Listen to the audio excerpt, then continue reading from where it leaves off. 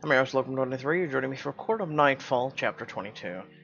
The courtyard is tense, and the cruel councilman Ragathan has been bested. He scurries back into the castle halls, off to do whatever he does when he's not wreaking havoc on justice.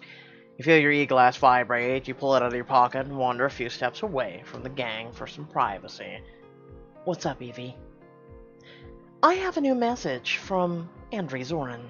I think... You think? I'm experiencing some lag in my processing speed. Would you like to reset me so I can install the latest updates? Who has time for that? You'll be fine, Evie. Play the message, please, and let's hope it's good news. Wonder if your AI actually looks heartbroken, or if you're imagining it. She makes a friendly boop and the message plays.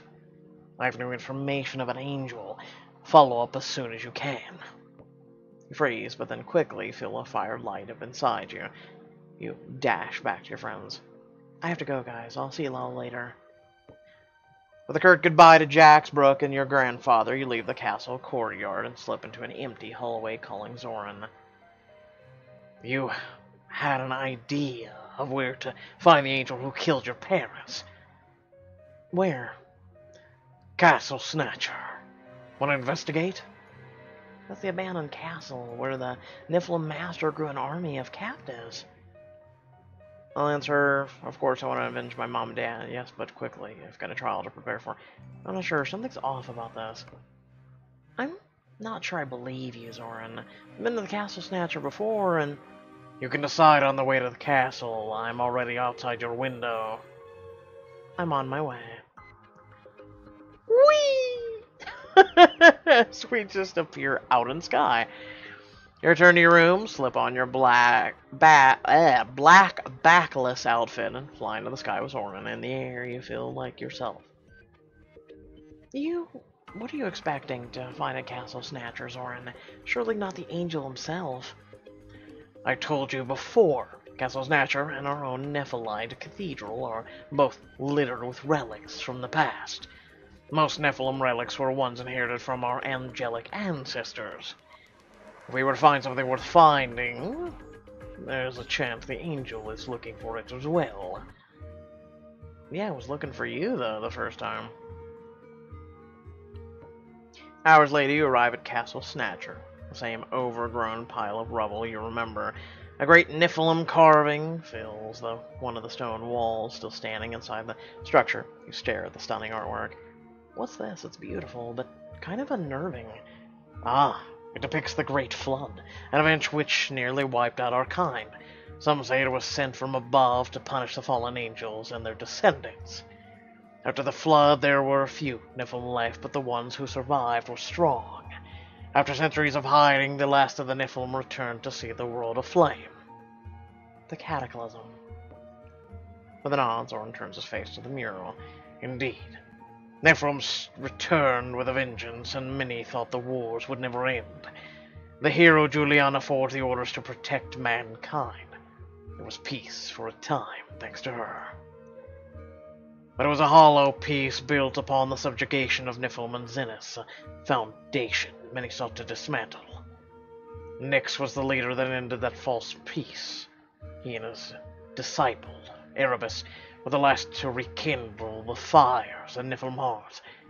They usurped the Twilight Queen and turned their armies into freedom fighters.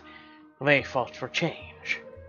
Wait, Zoran didn't seem like he knew that much about Nyx back when I released him from the crystal. He's hiding something. What should I say?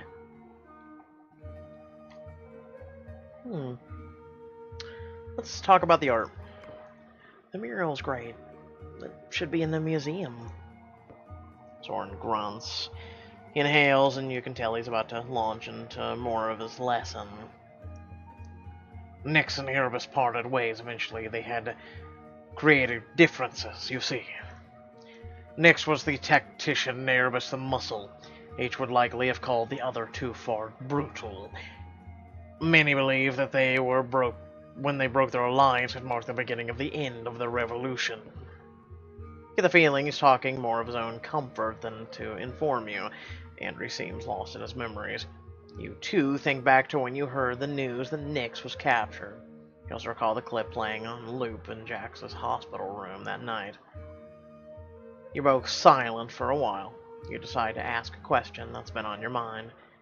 Why didn't you take the lead with the Dark Templars, Zoran? I'm sure you'd be an effective commander. I had my chance to lead once. A long time ago, I made the mistake of caring too much. Every time. You spend the rest of the day looking for clues at the Castle Snatcher, but come up empty-handed. You fly back to Castle Viani while Zoran leaves for the cathedral. The following day, you're out in the castle courtyard practicing your ballroom dances with Jax once again. You're doing great! You sit on the grass, sipping some cold drinks together in the afternoon sun. I just hope it's enough. It's more than enough, trust me. Jax takes a call on his e-glass, standing and quickly nodding in response to a series of questions you can't hear. I gotta run. I'll catch you later? Yeah. It's already been a week since the Trial of Wit, and you've had few opportunities to train with Jax. But before the Trial of Grace, the special Carnival of Masks is to be held at Castle Viani. Vendors are preparing for the onslaught of tourists around the courtyard, and everyone is buying elaborate outfits for the occasion.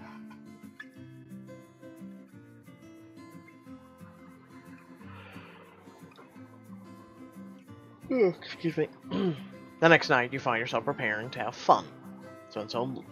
It's been so long since life was so simple. You're enthralled with the idea. Carnival Night is here. I hope this casual celebration will help me feel less nervous about the fancy ball coming up.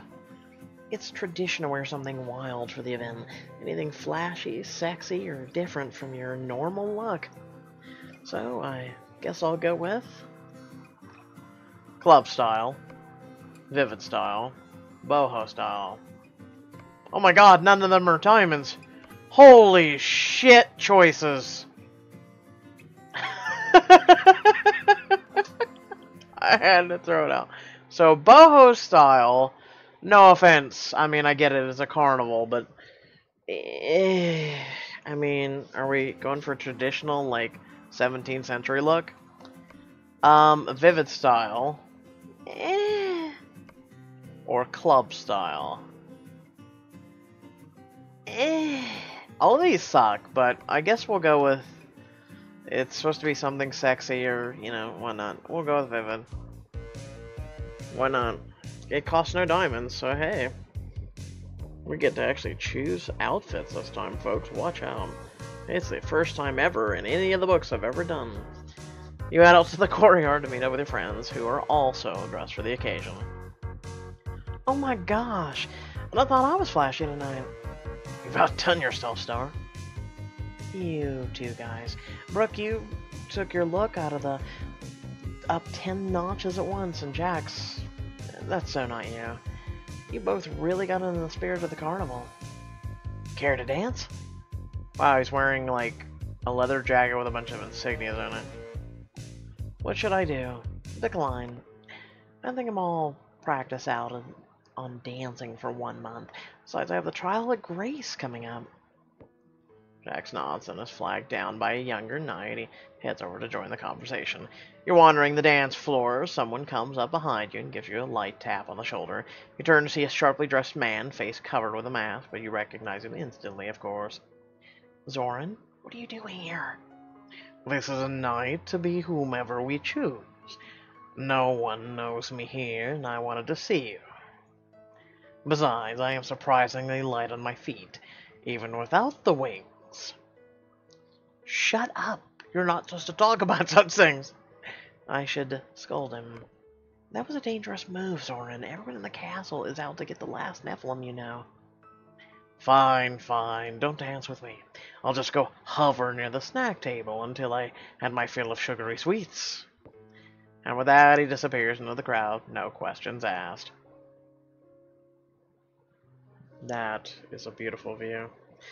You search for your friends, but come up empty-handed. Finally, you arrive at a balcony and find Brooke drinking.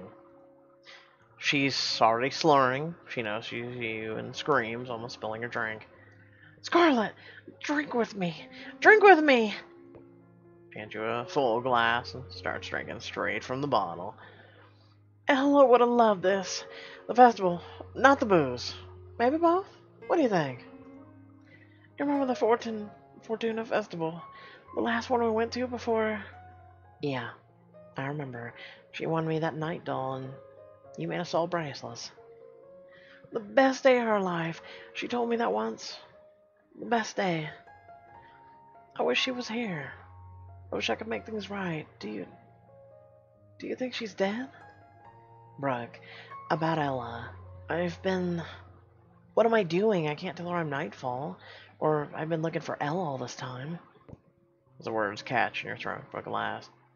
I know it's hard. I'm the one being all sentimental. Let's get back to partying, yeah? You head back together, and it's not long before Brooke takes off dancing with a handsome knight. You wander alone to the outskirts of the party area to catch your breath. Oh, cue suspenseful music. Something must be going on.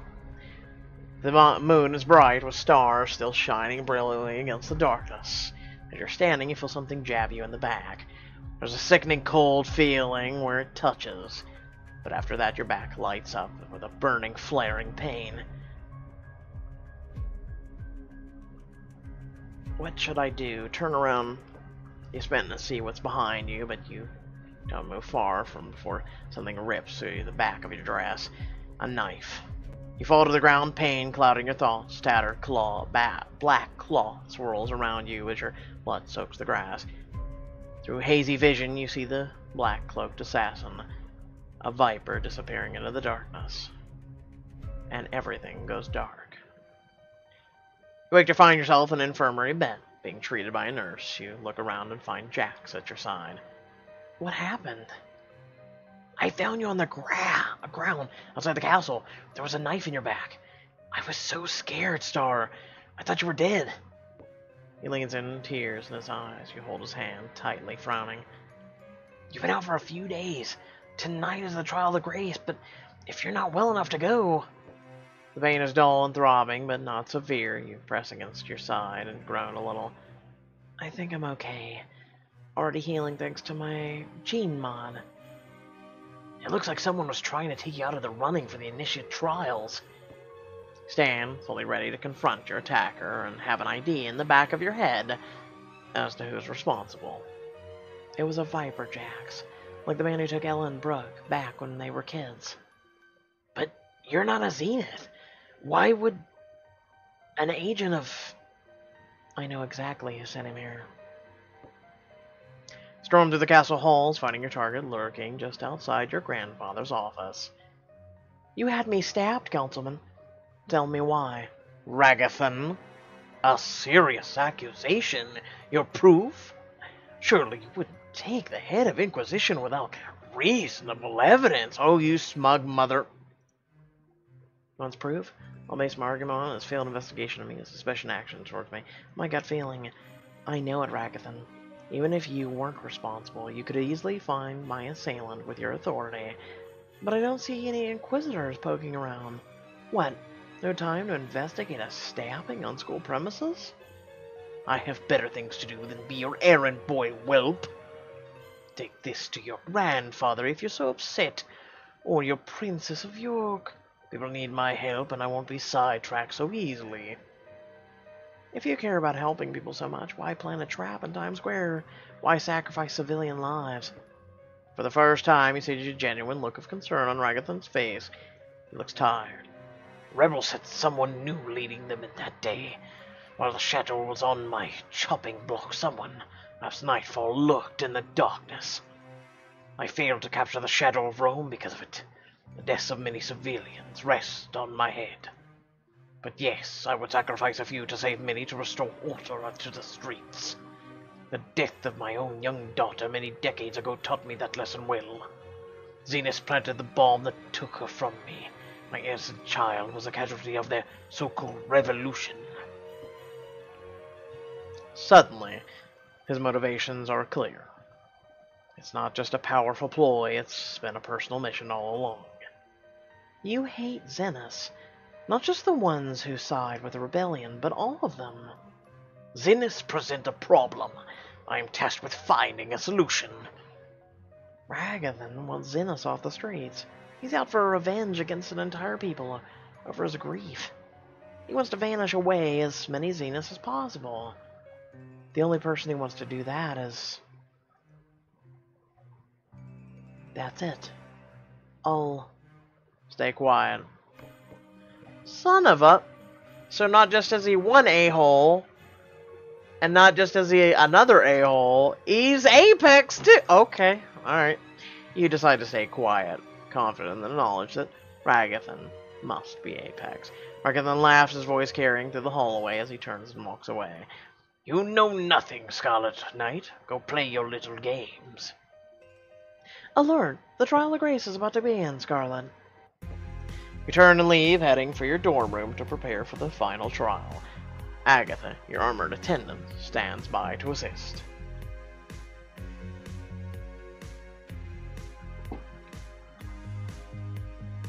The trial is to be held in the castle's most extravagant ballroom. It's your last chance to impress the council with your grace, social etiquette, and honor. So you're saying I should dress for success? No problem. Simple, glowing and pristine. Ah, welcome back, Diamonds. Classy and confident. I actually like that one. Yeah, I like that one. That one's okay. We've seen that one so many times, though. And that's just simple. Yeah, that one is literally simple. Yeah, why not? And now I'm off to spend an evening among posh aristocrats. One of which, well, might have literally stabbed me in the back. Jax enters the room as you're finishing up. He's dressed to match and he looks drop-dead gorgeous. He holds up his arm, grinning. May I have the honor of escorting you to the ball, Lady Scarlet? Continue joking around. Sorry, Jax, you'll have to get in line behind my many other gentlemen callers. I'm afraid I've just got so many interested suitors. I can't possibly spare the time. Look here, they are now. Yes, sir. I love her sarcasm. You gesture emphatically to the empty castle hallway, waving to your imaginary entourage. You and Jax both crack. He laughs hard enough to snort, which only makes you laugh more. It feels freeing to find joy in little things as you compose yourself. You wrap your around Jax's. Okay. I'm glad you chose me to escort you tonight. You're gonna do great, Star. Escort you to the ballroom, and you pause at the door to catch your breath before entering. Don't be nervous. I wasn't nervous until you said that, Jackson.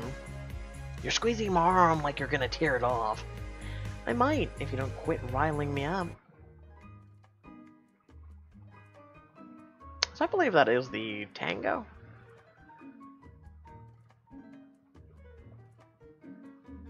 Correct me if I'm wrong.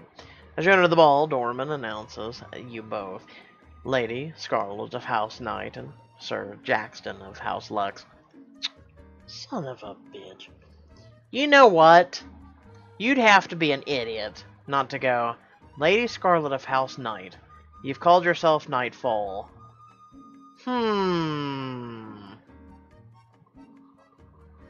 You step down into the party, expecting it to be like the previous ball. It isn't. Everything is more majestic. A giant aquarium overtakes the ballroom, casting all manner of green and blue hues across the dance floor. As you mingle with the guests, some VIPs stand out. Tavoria of York, the famous Knight of the Second, is chatting with Brooke, her adopted family. I care to dance? Knowing this is part of the trial, you take him by the hand and nod, moving on to the dance floor. Jax moves fast, but you keep pace, executing your moves perfectly. The training pays off well as you saunter around the party with all manner of style and flourish. You see Brooke and Falcon swirling around the dance floor, hand in hand. They seem composed. I won't lose here. I've come too far to give up now. As exhausting, the splendor is lost in a sea of faces, everyone trying to outdo each other. Your grandfather sits at the head of the long table. He notices you and gives you a nod and a smile. You and Jax begin another dance when Ragathan enters the hall. Son of a mother... Speaking of children playing games, I see they're letting children into these events now. How progressive. A pleasure to see you as always, Councilman. Before you can leave, Ragathan places a hand on your shoulder. Dance with me, Miss Knight. I'll lose points in the trial of grace if I decline, but Ragathan is a horrible man. I'll have to let him have his way. Very well. I'm happy to enjoy a song with you, sir.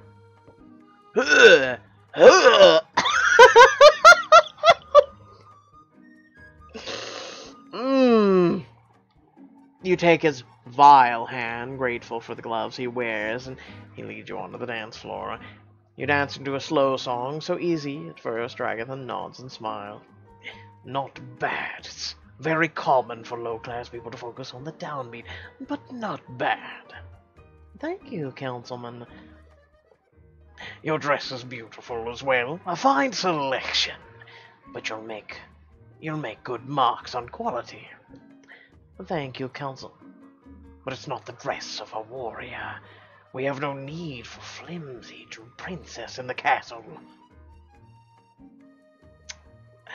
Politely respond, of course not, sir. Then again, appearances can be misleading.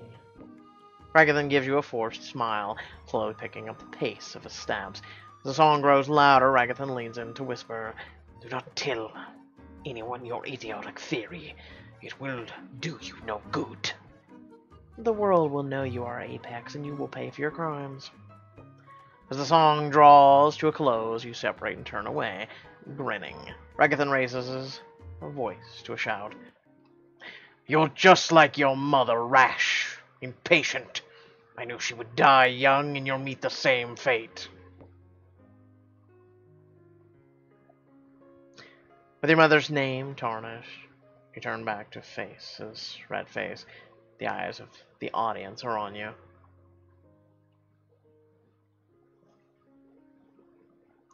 Stomp his foot. Raise your heel and bring it down squarely on Ragathan's toes. He yells out in pain. If you ever speak ill of my mother again, if you ever insult the legacy of the House Knight, I'll... He frees, realizing you've almost certainly failed the trial. As the crowd watches your altercation, you see your grandfather stand from a seat, but he says nothing. Looks like I've got nothing left to lose. I have the ears of the orders, so let's see if they'll listen to me. Everyone look at this man, Ragathan, the head of the Inquisition, your councilman. This is no noble knight. He is Apex, the Zenith trafficker. He's a monster and a murderer.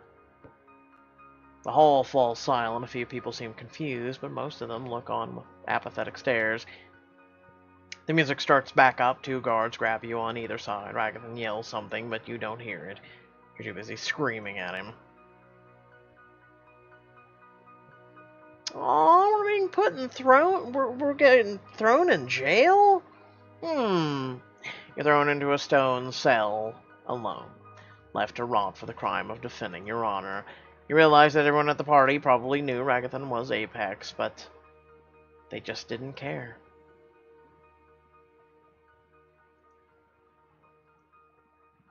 Wow. Wouldn't that be fitting? Everyone knew.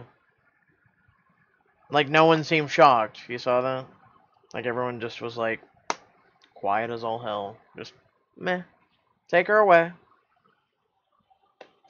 And something tells me in the next chapter, he'll come down and to the cell and be like one of those, typical, TV or movie type villains and start quoting his plan or how we're so naive when we are but a child and all this other shit. And, it was all part of the plan of the orders all along. Something of that matter. Without further ado, hope y'all did enjoy the video. Make sure to like, share, and subscribe. Head down in the description below. Links to social media, our Discord, and a few links to support me and my content. So I'm going to take a short little break. We do have 8 chapters of Rake and Recluse, and 5 of Twice the Growl. We also have Vampire Girl. I actually forgot about that. Vampire Girl? There it is. God help me. So, yeah. Like I said, I'm going to be doing this all day. I mean, I'm hoping to get it all done. I'll probably work on Vampire Girl next. And then one of these two. But yeah, this is gonna be an all-day affair. Happy birthday.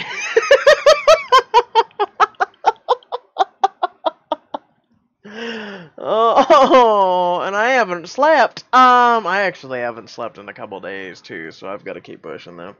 But like I said, I'm gonna take a little break. Grab a coffee and keep going.